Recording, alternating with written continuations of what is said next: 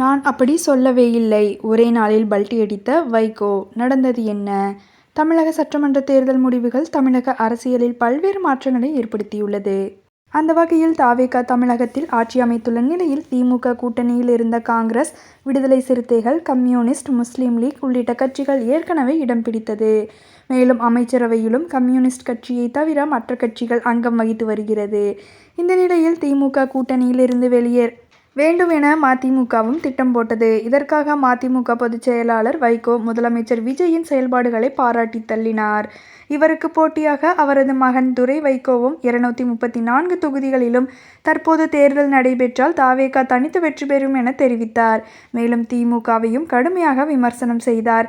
எனவே எந்த நேரமும் திமுக கூட்டணியில் இருந்து மதிமுக வெளியேறும் என எதிர்பார்க்கப்பட்டது. மேலும் திமுக கூட்டணியில் உதயசூரியன் சின்னத்தில் போட்டியிட்டு வெற்றி பெற்ற மதிமுக எம்எல்ஏக்களை ராஜினாமா செய்ய வைத்து இடைத்தேர்தலில் தாவேகா துணையோடு தனி சின்னத்தில் வெற்றி பெற்று விடலாம் என வைகோ திட்டமிட்டார்.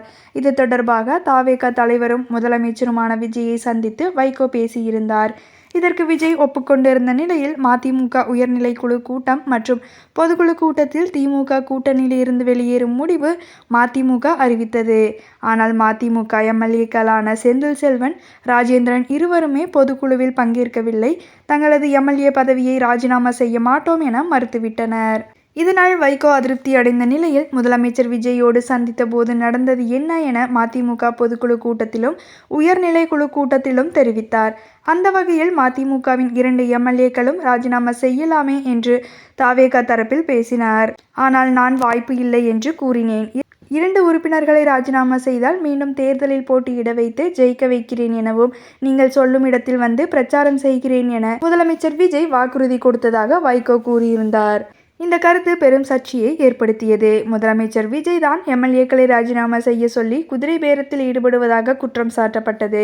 இந்த நிலையில் நேற்றைய தினம் இது தொடர்பாக விளக்கம் அளித்த வைகோ, முதலமைச்சர் ராஜினாமா செய்ய சொல்லுங்கள் என கூறவில்லை, நான் தான் தெரிவித்தேன். 2 எம்எல்ஏக்களை ராஜினாமா செய்ய சொல்கிறேன். நீங்கள் வந்து அந்த இடங்களில் பிரச்சாரம் செய்ய வேண்டும் என நான் தான் கேட்டேன் என வைகோ பல்டி அடித்துள்ளார். மதிமுக பொதுச் செயலாளர் வைகோவின் கருத்து நெட்டிசன்களால் தற்போது விமர்சிக்கப்பட்டு வருகிறது.